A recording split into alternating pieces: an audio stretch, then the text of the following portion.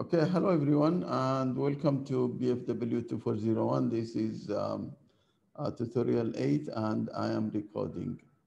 So before I start, the recording, I want to mention something. First of all,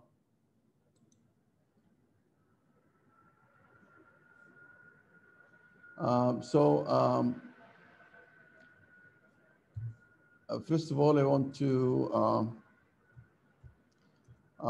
mention that this Thursday is actually public holiday, and we will have to replace our workshop and the pre-class activity. So the pre-class activity, I may upload it tonight, and then you will have time until next week. So I'm planning to talk to the reschedule. I'm trying to reschedule it on next Tuesday. Because Monday we'll have all those tutorials. Wednesday I will be free, and hopefully it's already close to the exam. And if I do that, I will try to upload the workshop with the answers so you can prepare over the weekend and all these things. And then we will meet to discuss more things of it. This is what I'm planning to do. We will also discuss the pre-class activity then. This is about it for the arrangements. For the, is there any international students among us? So for international students, I will upload the codes and Moodle. Please check it after the class or after I finish my last class today. Okay. Okay, then I will just start now. If you allow me, I will just hide this one so we can write. So the things I want you to do, I want you to understand that if this is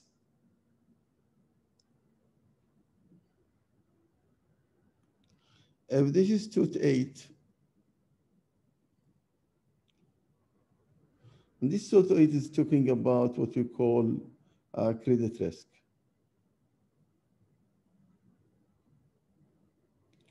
And mainly we are talking about the measurement of credit risk, and we are talking about single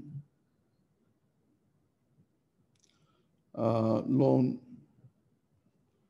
credit risk, or we are talking about the portfolio.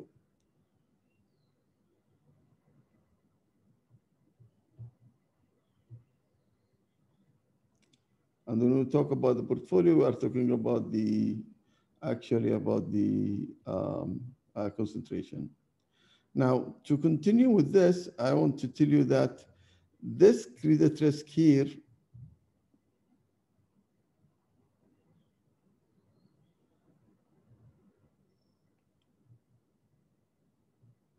is actually, we have old models. Just to map your thinking. And the old models is the linear models.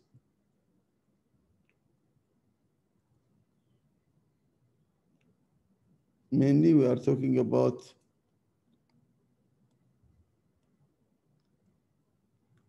linear probability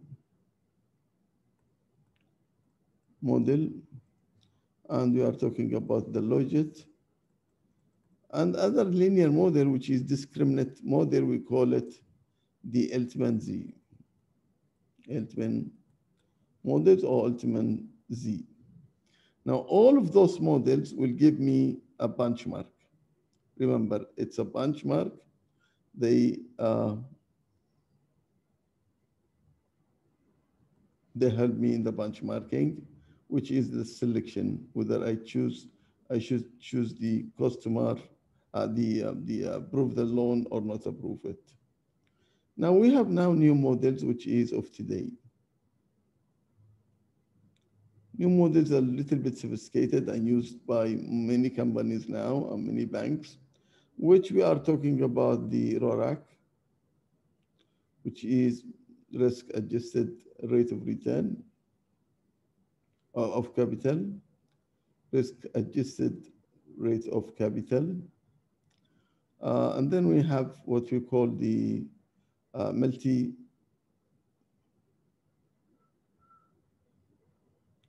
deviation of credit risk. This is come from the term structure of the interest rate. And then we have one of the most technical ones, which we call it option model. And we have talked before about the MMR, marginal mortality rate. This is not really very complicated. So if you look at the models now we have taken, this is all the models we have taken, and the single loan. Here we are talking about three models actually. Here we are talking about the following models,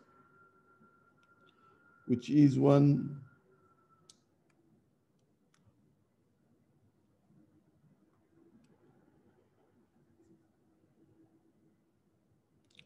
migration analysis.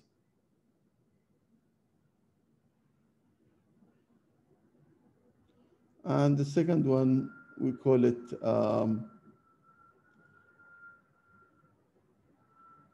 migration analysis. We have concentration limit.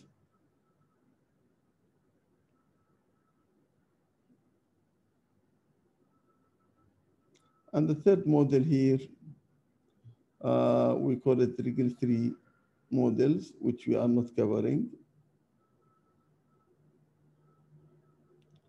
And the fourth very famous one, which is modern portfolio theory, MPT. Now, after we finish this, we have also to discuss two important issues, which is actually the managing of the credit risk. Now, managing credit risk is coming through two things, either financial derivatives, and we have 6 of them, including the credit default swaps, and we can sell our loans or go securitization to take them out of our balance sheet. This is the whole thing actually, which we are talking about today. Now, the reason I'm mentioning this, because you have to look, some of those models are for the sake of selection, which we call it benchmarking. If the customer made them benchmark, we take them, otherwise we don't. But some of them do pricing, like the option pricing, option model, and the RORAC. Those do pricing. So they do, RORAC do selection and also pricing, as we will discuss it. Now, I think I will go directly now to the calculations, and I want actually to talk first about the RORAC. Now, the RORAC here,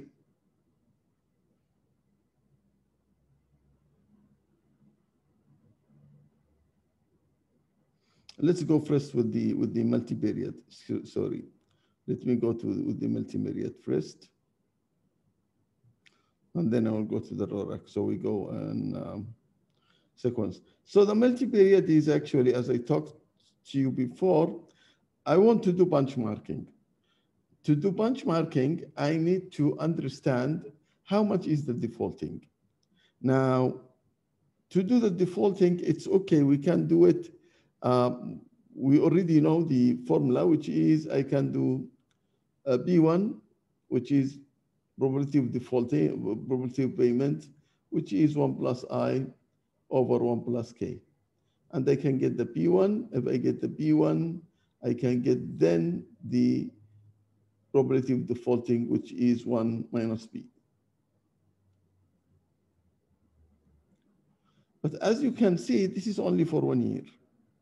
If I want it for 2 years, for 3 years, which is the nature of loans, nature of investment and bonds, any small business loan, any very business loan can be 3 to 5 years. The minimum one can be 3 years. The very minimum one can be 2 years. So we are talking about actually more than 1 year. And if those customers, you want to evaluate them, you don't have the probability of defaulting. So in this case, they develop already what we call the spot rate and the forward rate. So the spot rate, for example, if you go to the market now, they can offer you quotations for 1 year, if you want to invest for 1 year, or 2 years, or 3 years, and you can continue. And they can tell you, so if it is for 1 year, they will give you the rate for 1 year. If it is for 2 years, they will give you a rate for 2 years. If it is for 3 years, they will give you a rate for 3 years. So for 1 year, for example, they can give you 7%. And then for 2 years, they can give you 6%, which you will receive 6% the first year, the second year. It is a long term now, but it's for 2 years. For 3 years, maybe they will give you 5.5%.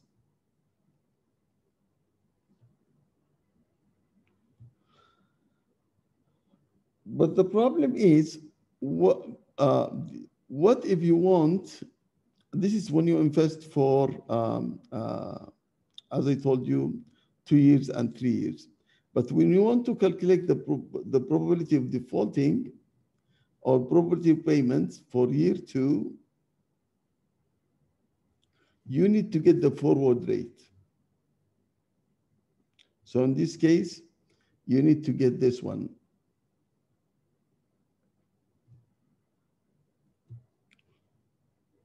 This is the forward. If this is the risk-free, if this is for I, and this is for K, so K almost the same. You will find for 1 year,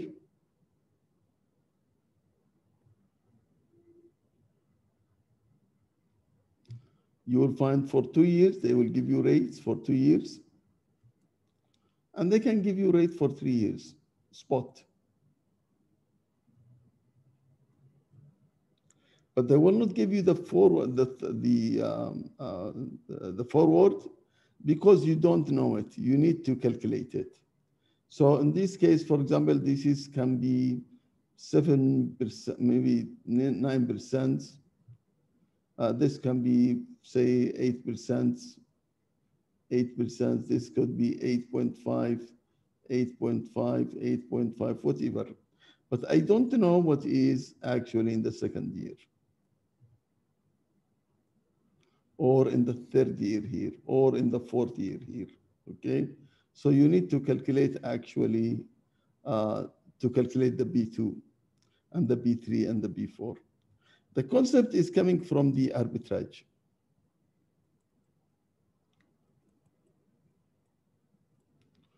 And free arbitrage. They assume if the information are available, there is no difference between short term, this is long term, right? And this is short term, this is 1 year, this is more than 1 year. What you get over the long term, if you combine them all, they will equal also the short term. If you invest here and liquidate here, and invest again and liquidate here, and invest again, you will get the same thing for the years, which means the information already available, and there is no arbitraging. Nobody can take, benefit of, there is no arbitrage opportunities, or can take benefit of the information and knowing this rate than others. Information is available for investors, and this market is very efficient in a way that already that you can calculate this one. And you can calculate this one by saying the 2 years, actually the long term, which is 1 plus I for 2 years,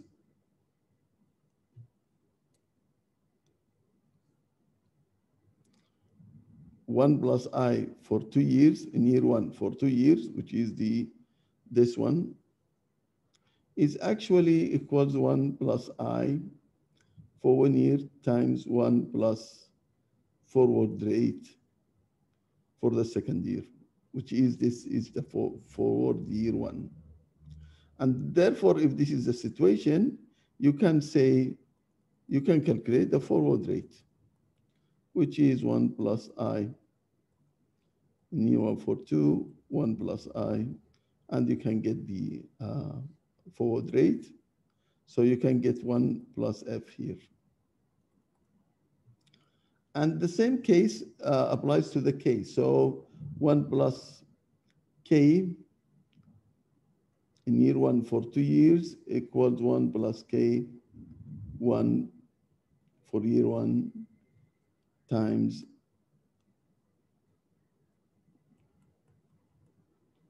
for year 1 plus forward for the crop rates. This is the rate, the forward for the crop rates. And if you know this, you will now calculate this to be 1 plus K to the power of 2, 1 plus K.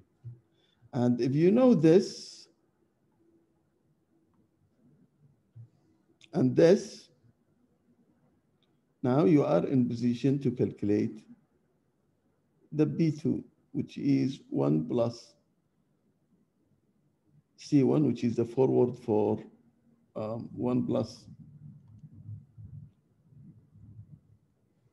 I2, which is the forward for the free risk, and the forward for the crop rates.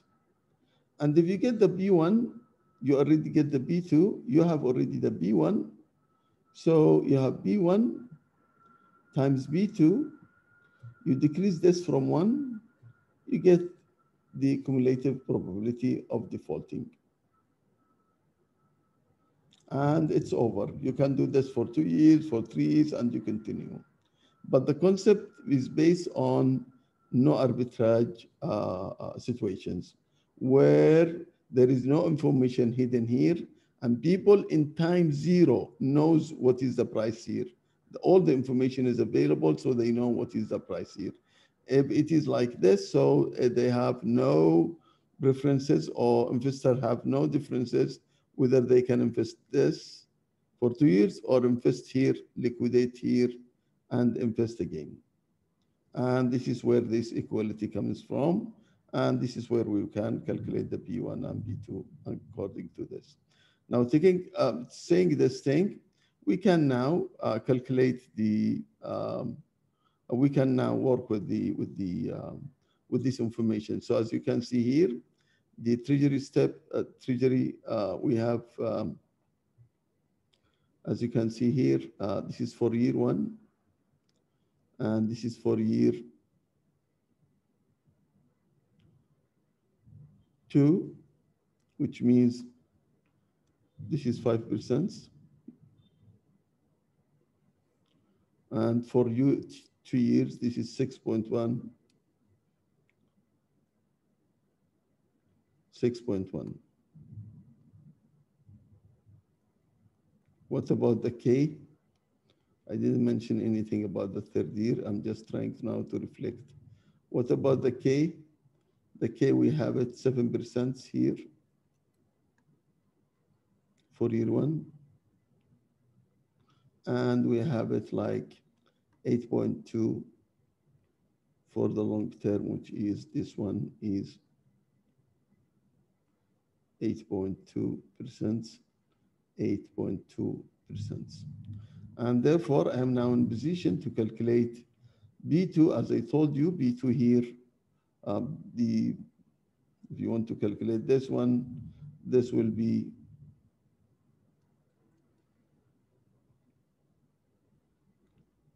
1 plus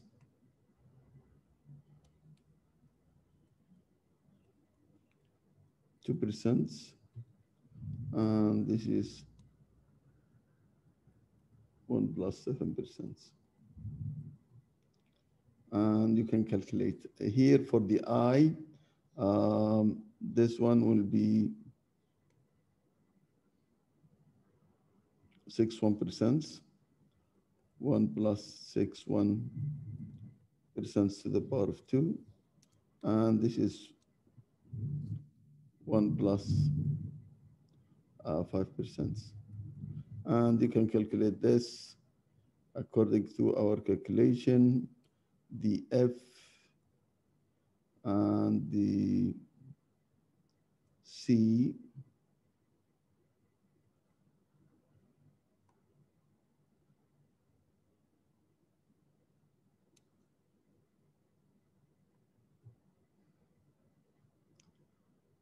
this is 721 and this is 941.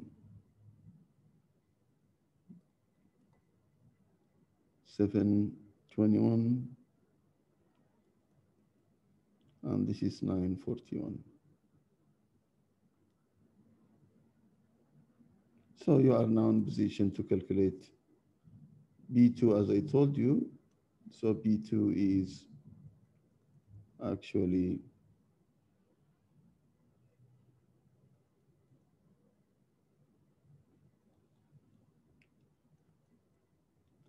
over 1 plus 9.41%.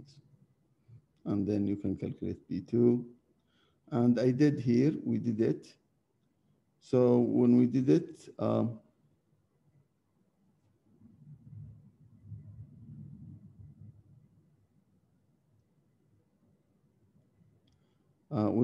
we find the,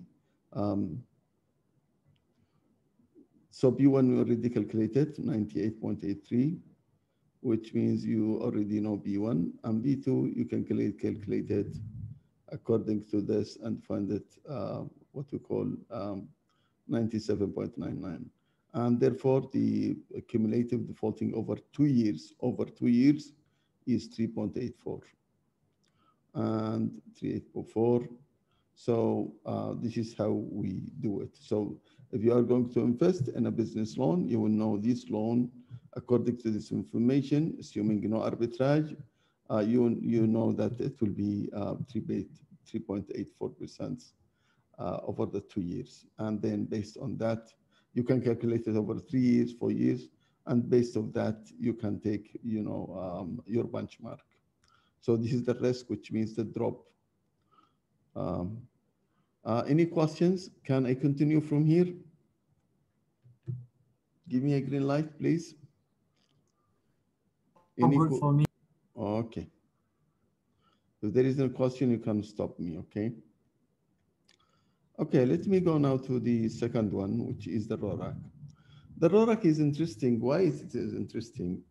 As I told you, look, the RORAC is working like this. First, if you want to calculate the ROA for any loan or for any investment, you will find the return, which is, if it is a loan, we will get the interest over the asset, which is, in our case, is a loan. And we will get the, what we call the ROA. The concept behind the RORAC is saying, no, I'm not calculating this.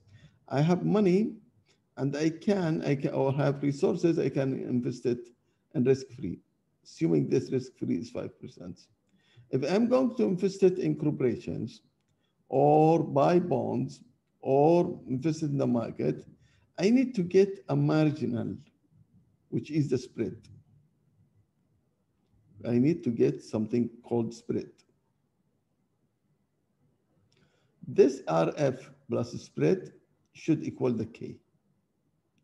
If the spread is 2%, then the K should be 7%.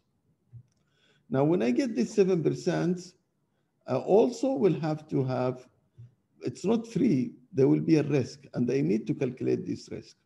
So the RORAC is coming like this.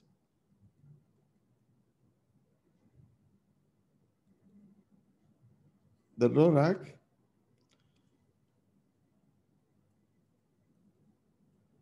is coming like this. You need to get the additional money you can get, which is, let's agree first, it's the spread, which is the 2% here, plus servicing fees, which we receive every year. This is when I decide not to invest here, but to invest here. This is the additional things. But those additional things are not coming free. They are coming with some risk of my investment.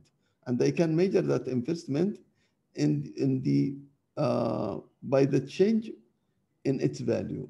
So if it is loan, we need to see the change in its value. And Dvorak has told us now the change in the L, according to the formula, is actually duration minus duration times the loan,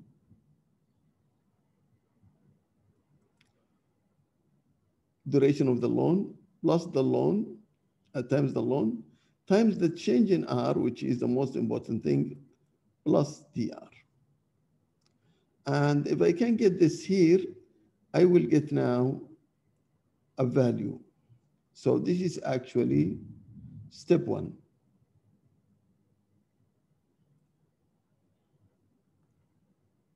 This is step one to calculate, which means let me go here and make this minus DL times LN times change in R. This is over 1 plus R. This is actually the change in the value of the loan. Then I will get a value. So this is step one. Step two, I have to compare it. When we compare it, I have to take the RORAC, and it must be over more than the ROE if I'm going to accept. This is my benchmarking. Now this is the benchmark, which means any investment, any loan has to produce for me, or bond had to produce for me a value that is more than the ROE. If it is less than the ROE, I will just reject. If it is equal, I may consider. So this is the second step. And as you can see now, I'm doing with the RORAC, it's interesting because I can do two things with it. Usually the models will give me benchmarking or pricing. Now RORAC is giving me the pricing because I'm getting here a percentage. This is what I will charge. I will charge. This is this value, which is here. And then in the same time, this value has to be more than the ROE. So it's actually serving now as a benchmarking.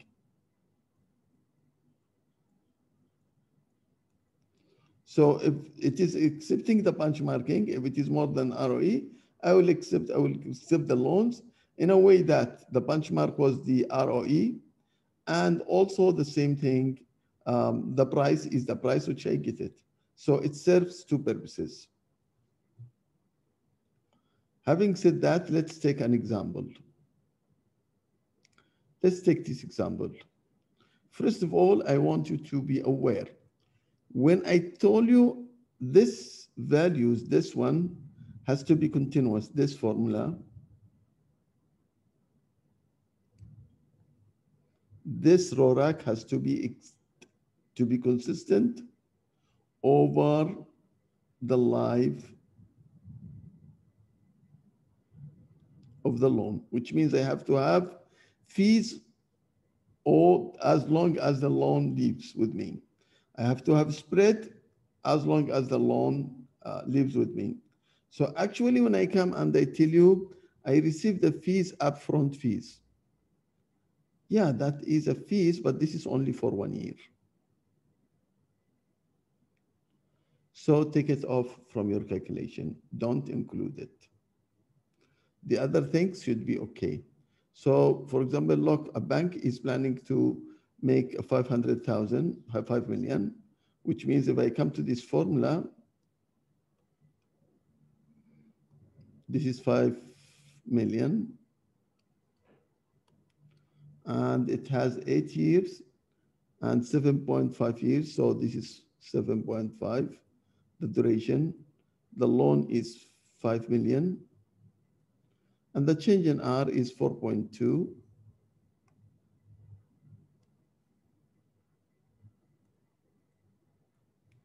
And the R is actually 12%. So this is 1 plus 12%. I need to get the fees and the spread. So as you can, in terms of money value, so the spread is actually, if you look at this, I gave a loan, and the expected interest is 500,000. This 12%. This is what I'm going to charge, 600. But this is the total one. My fund of it is, my cost is this one. So the spread is actually the difference between this, which is 100,000. And they will add to that the fees, the 25,000. So it's actually 125,000. This is for every year I will receive 125. So I will put here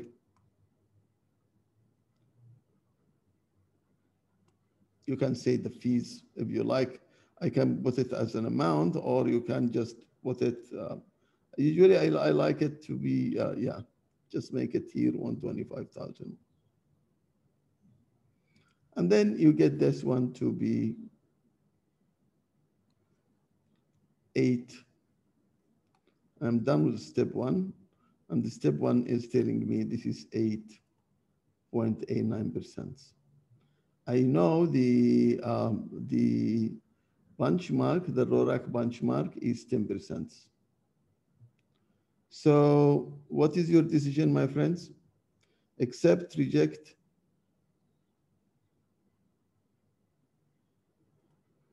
The RORAC now is 8.89%. And the ROE is 10%. So this is 8.8. Yeah, reject. So it's less than the 10%. So reject. One more thing I want to tell you about the RORAC. When we have a RORAC, when we have the RORAC, when we have the more than the ROE, that means I'm satisfying the requirement of the shareholders, which is the 10%. And in this case, I'm not satisfying them, but assuming if I'm making 11%, if I'm making 11%, then in this case, and if I accept the project, if this is 11%, and I accept the project, which is 1% of it, because now ROE, RORAC minus ROE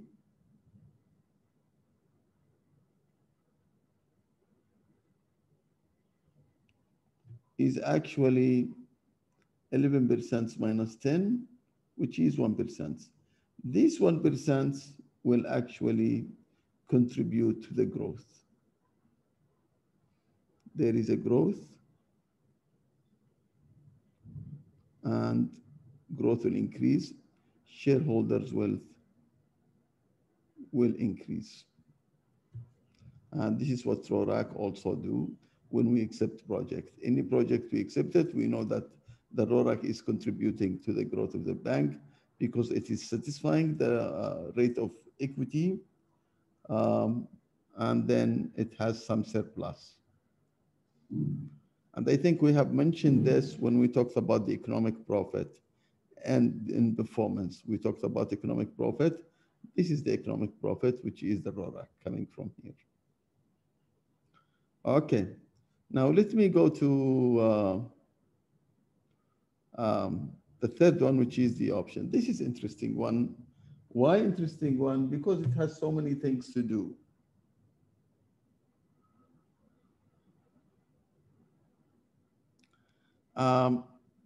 The concept behind the option pricing is that there is one loan.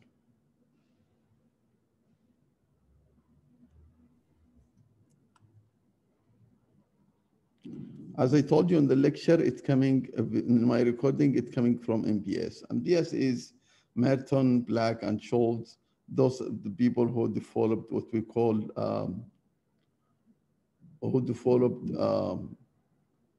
the option pricing, and they get Nobel Prize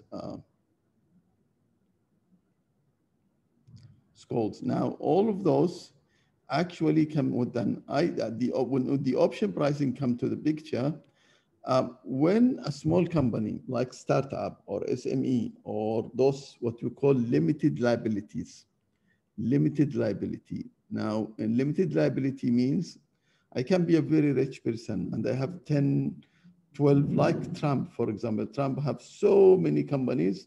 And if you look at his companies that have been bankrupt, or around 60 companies during his life. But that doesn't mean he's bankrupt. Just that joint venture, which he goes to, they do business, they take loans, they issue bonds, and if it goes wrong or bad, then what the lender or the bondholder will come and take over the equities. So actually, it's limited liability, which means it doesn't go to the what we call to the wealth or to the assets of the individuals who form the company, but it takes only the liability is limited to the the assets of the company. Based on this concept, you will find some companies who will take a loan, and the collateral is actually the equities. And therefore, when you calculate the value of the loan and or you calculate the risk of the loan, you calculate the value of the equities and the risk of the value of the company. This is the whole thing. And therefore, they built one distribution. Now, this distribution called expected default frequency.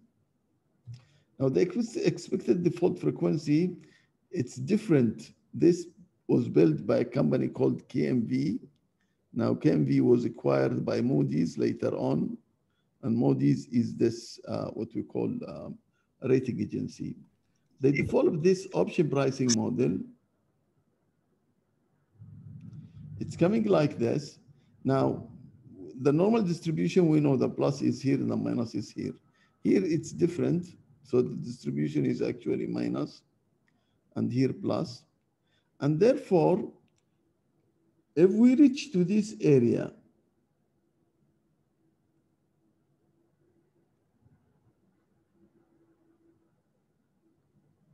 this is the defaulting. So with the company, for example,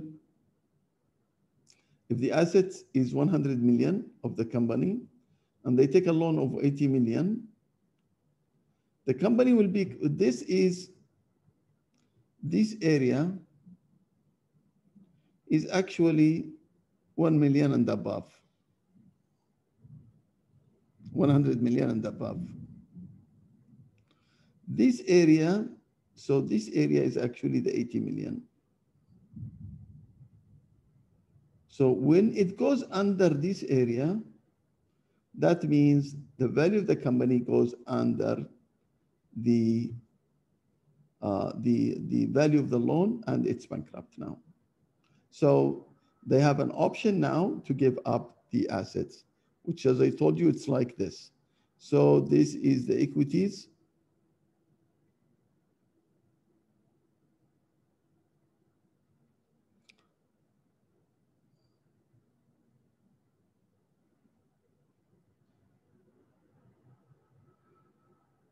This is the value of the company.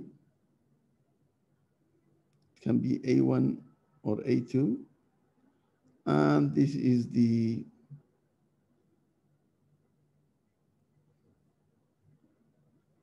so actually this one will go like this.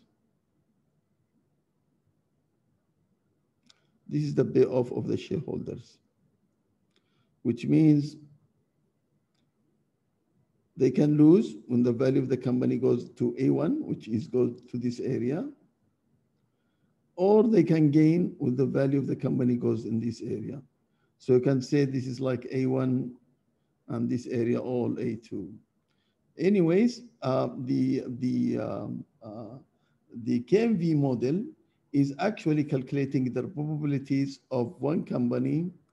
So they have H2 which is all this area, and this is actually H1. So the probabilities of H1 of H2 is anything after this one, which is come here. And the probability of H1 is actually, this is the H2, and this is the area of H1. So if you take H2 from H1, I think you will get, not I think, you will get this one, this area. But what we are talking about is the most important thing is you understand that this is the area before the defaulting. And this is what the EDF is doing. And it's only, they do it only for one company because there is what we call time, and the time they need to start it. There is not too many companies starting in the same day, same date. So it's only one company, and this is a distribution for the equities and the price of equities of one company, which is the borrower. Now, having said that, let's come to the discussion here. If you have an assets, a loan of 200 million, for a company that equals actually 300 million, now the risk-free is 6%. This is other information just for us to calculate.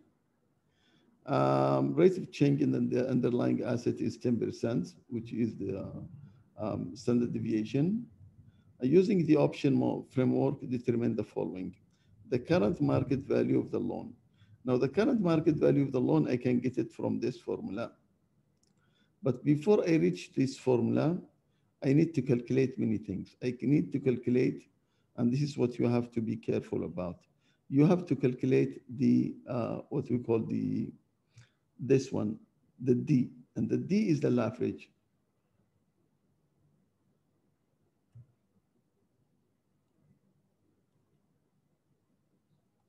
And the leverage is actually, look, it's here. The loan discounted to today, to this moment, this is the discounting. And over the, so this is the loan discounted over the assets of the company, and you find the leverage is 59.13, okay? We understand at least now the loan discounted is equals 177, okay, in this moment. Now, you want to calculate the current market value of the loan is 177. So the second thing, you need to calculate the H1 and H2. And I don't want you to go to this, all of this, proofs and all these things. All I want you to know that you have to calculate, this is the value of the H1 and H2, but we don't want it. We want actually the value under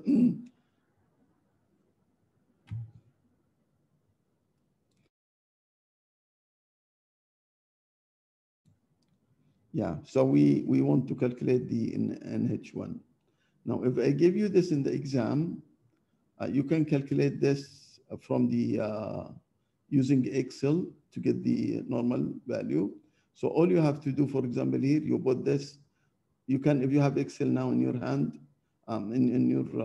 you can access it, just take 3 minus 3.78, which is this value, put it in one cell,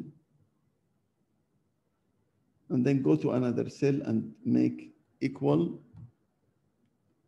and look for this function called normal NORM,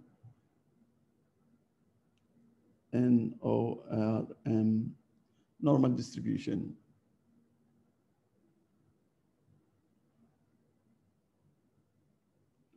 As dist. Then open a bracket after that and put the cursor over this value and click, and it will give you the value under the curve, which is the probability, which is, we find it here to be 0.001. You can also calculate this one and and you will get this one. Because when you want to calculate the current loan, you will need to get the natural, the what you call the value under from the normal distribution. So this is the values. One more thing I want to tell you about is this one. See, what is this?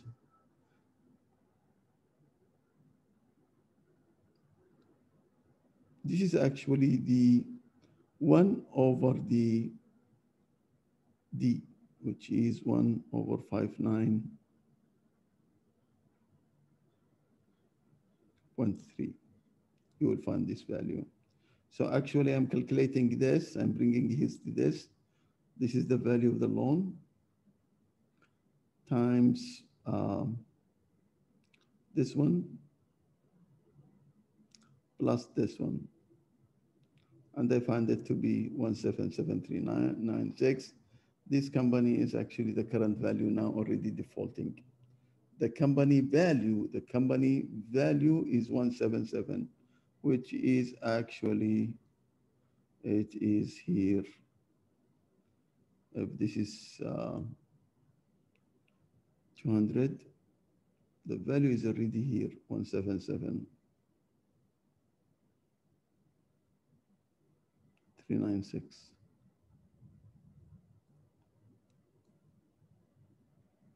And therefore, there must be a price for this defaulting. And if you can calculate the price of this defaulting, the price of the defaulting is actually, you are calculating this area, the probability of this area. So you are taking 1,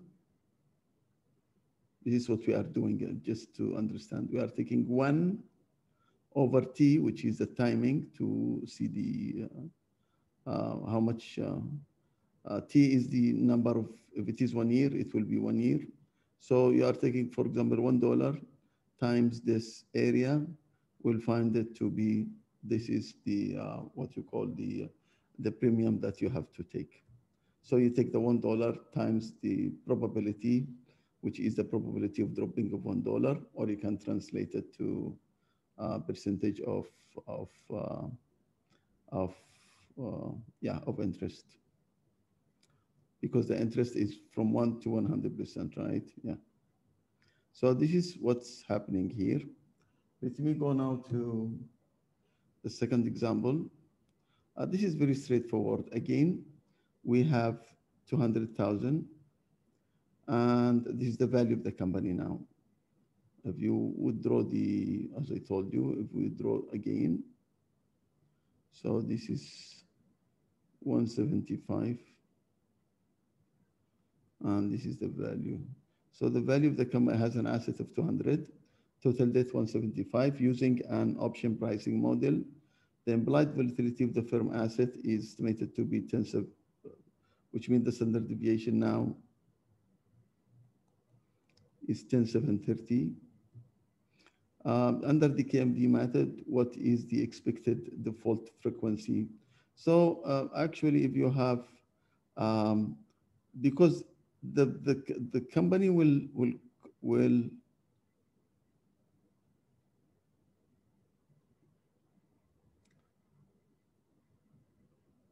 default when it reaches to 175.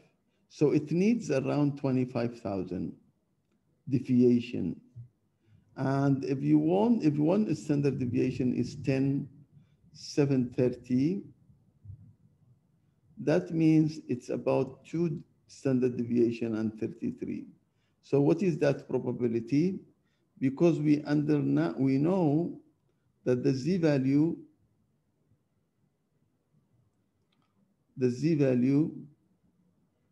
can be,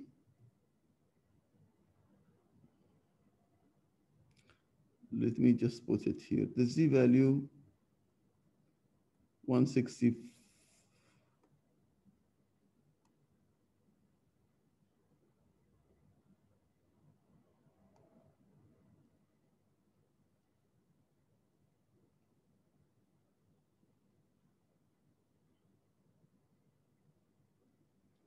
Just to, Understand this is 200,000 minus 17K. This is 25K over 10,730, which is 2.33. Now, having said that, if you look at the z-value, it can be 1.65, 1.96, and 2.56. And if you want to translate to the standard deviation, it's 1 standard deviation, 2 standard deviation, 3 standard deviation. And if you want to look at the confidence, this is actually 90%. This is 95%, and this is 99%. So in this case, when we talk about 2.33, it's actually here. It's between 196 and 256, or you can talk about 99% or 1% probability. So the probability of dropping is actually 1%. Within this, the confidence is 99%, and the probability of dropping is 1%. So the probability the firm will become bankrupt is actually represents 1% probability that the firm will become, under this 2.33. So the 2.33 is actually here. This is what we are saying. So understand it from this perspective. Now I'm done with this. I just have one question. This is very straightforward, concentration limit. Now the concentration limit is, as you can see, is the maximum limit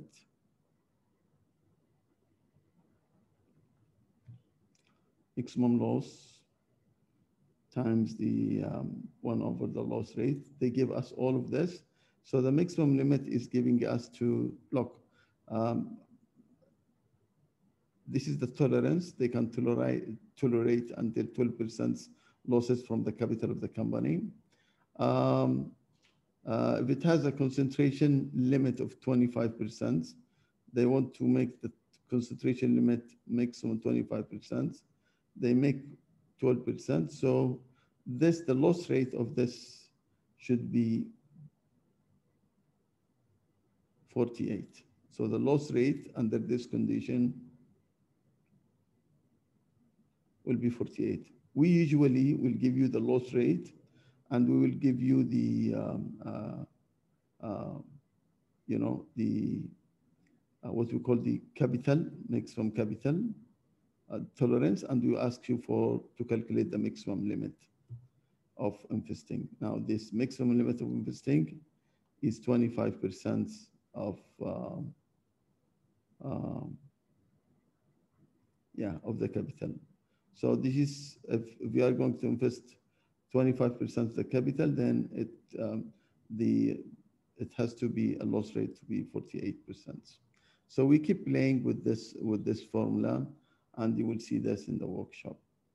Now we have this question, which is very about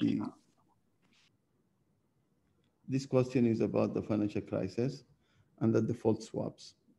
To give you just very clear thing, to make it short, to make this story short, default swap are used as insurance for the CDOs. It was insurance for the CDOs. And the CDOs actually was assets, was a securities backed by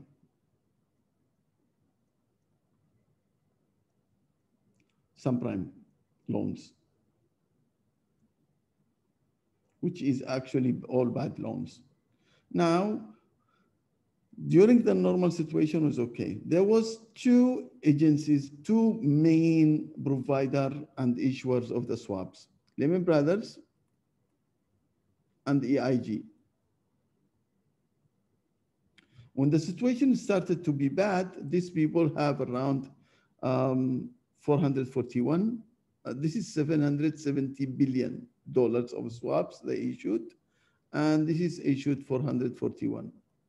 When this started to, and also Lehman Brothers and other banks, they issue this one, but they make another insurance through AIG. So actually, AIG was the one who was paying for everyone at the end. So when all those claims continue during financial crisis, AIG stopped paying. Lehman Brothers stopped paying. But the government come and saved AIG, the bailout. And they take this as a scapegoat, which is the Lehman Brothers. So it was collapsing. Anyways, the whole financial crisis, when the default swaps is there, was because too much, claims for those defaulting, securities.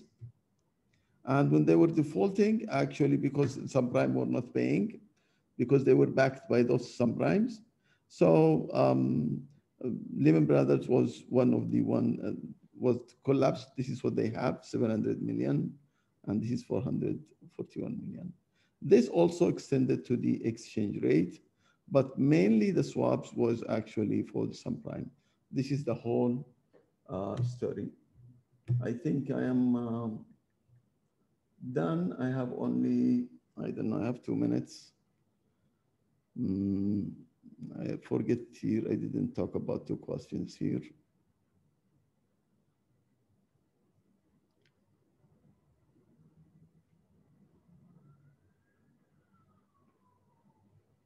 So these 2 questions about the, you can read them by yourself. One of them is about the diversification, which is small companies cannot diversify. Actually, diversification can be useful for small companies. Here, they cannot diversify because they are so small, and maybe they are living in some countries where there is no much industry. And this applies to small banks, credit unions, and building societies. They cannot diversify because their ability to diversify, they don't have the ability, either because they have limited number of industries in the market, or they cannot, they are stuck with their loans and they cannot sell their loans and keep diversifying and renew their portfolio. This is one issue. The other thing is diversification can be useful. Non-diversification can be useful for small companies. It's risky, but they can have high profit. They can provide expertise. Somebody who's working small, bank working in, say, in housing loans, they can be expert in that area. Or maybe some bank working with the IT companies, small IT companies and startups, they can make profit and nobody can compete. If they want to diversify, work in oil and the IT and manufacturing, whatever, you will have more competitors who can defeat you and provide services. So non-diversification can also be good for profit and specialization. Profit specialization.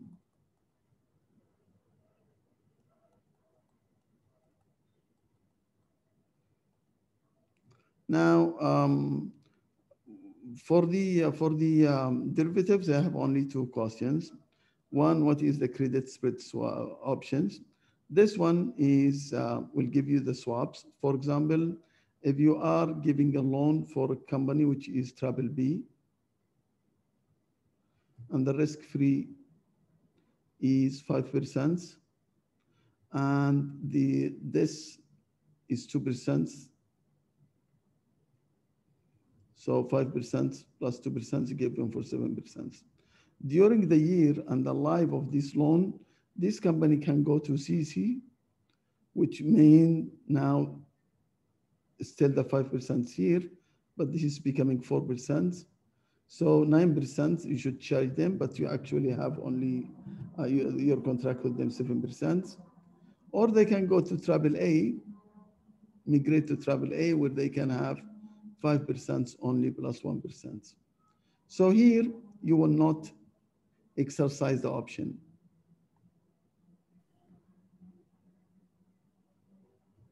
Here, no problem.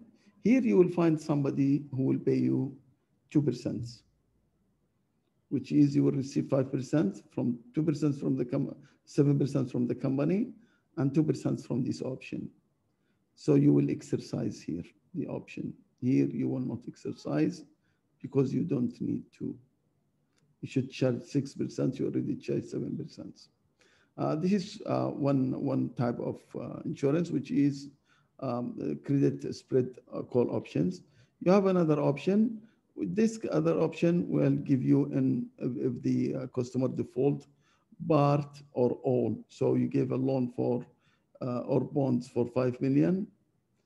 If they pay you plus the interest, say the interest is 500,000. So this is 500 to be paid, for example, end of the year. Then that's okay. But if they pay you less than, if the customer pay, if the payment is less than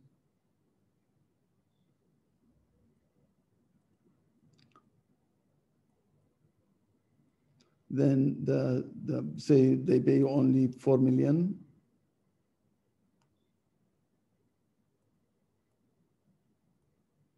then in this case, somebody will pay you this option will pay you 1,500,000. So to say it differently, this option pays a stated amount in the event of loan default. You know, there is a loan default, they will pay you the difference. You can state that amount or it will be just the defaulting. I am done actually. And if there is any questions, I am around.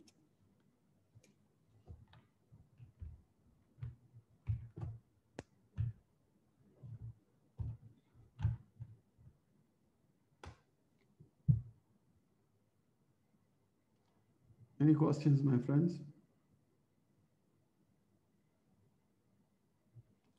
Okay, if there is no questions, thank you. Thank you, sir. Thank you very much. Sir. Thank you. Thank you. See you, sir. See you. Bye-bye. See you. Bye-bye. Thank you.